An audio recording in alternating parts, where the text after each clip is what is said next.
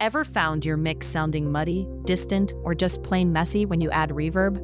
You're definitely not alone. It's a common struggle, turning your beautiful instruments into an indistinct wash.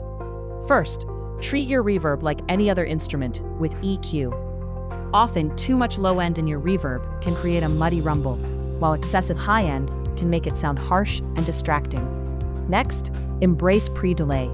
This small but mighty setting tells the reverb to wait a few milliseconds before kicking in, allowing the dry signal to cut through first and maintain its punch. Third, be mindful of your reverb's decay time.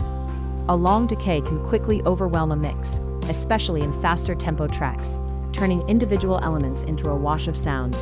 Here's a quick tip. Always use reverb as a send effect, not an insert effect on individual tracks. This allows you to send multiple instruments to the same reverb, creating a cohesive space and gives you much more control. And there you have it. With these techniques, you'll be creating professional-sounding mixes with perfectly placed reverb that adds depth, not mud. Your journey to mastering audio production starts now. Learn more at Sikho.ai.